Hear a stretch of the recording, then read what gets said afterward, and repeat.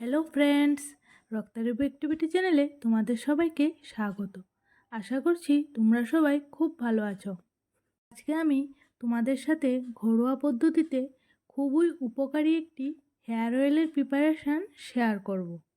যাদের মাথায় প্রচণ্ড পরিমাণে ড্যান্ড্রফ কিংবা চুল পড়ে গিয়ে মাথা ফাঁকা হয়ে গেছে, তাদের কিন্তু এই তেলটা খুবই উপকারে আসবে। তবে এই তেলটা বানানো খুবই ইজি।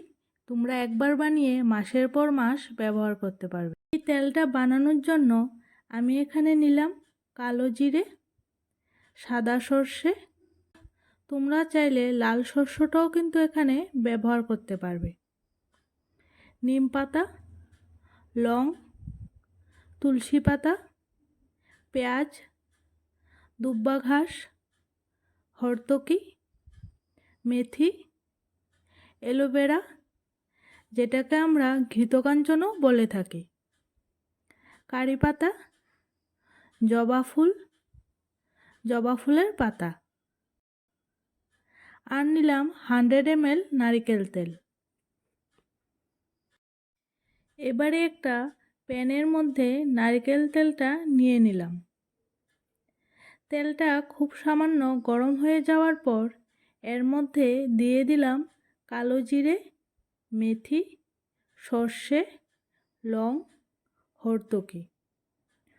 হরতকিগুলিকে আমি তেলের মধ্যে কেটে ইউজ করেছি।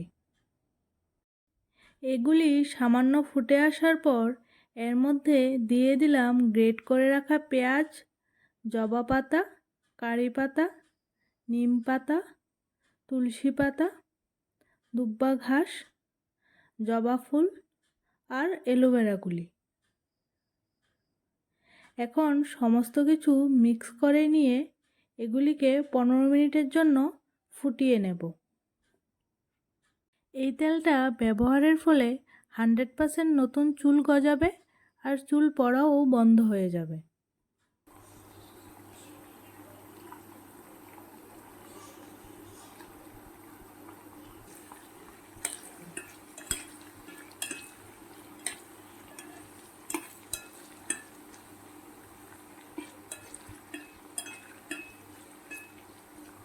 দেখো, সমস্ত উপকরণের কালার কিন্তু চেঞ্জ হয়ে গেছে, সেই সাথে তেলটাও তৈরি হয়ে গেছে।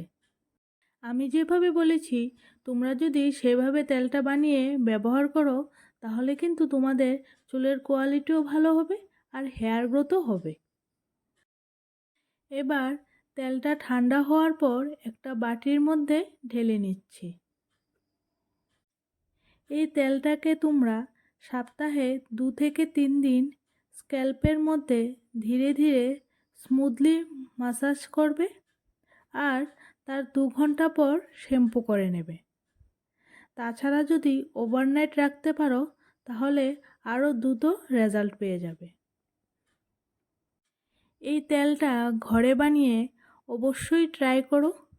আর তোমাদের যদি আমার এই ভিডিওটা ভালো লাগে তাহলে একটি লাইক করে শেয়ার করে দিও। এরকম আরও ভিডিওর আপডেট পেতে আমার চ্যানেলটিকে সাবস্ক্রাইব করে রেখো। Good bye.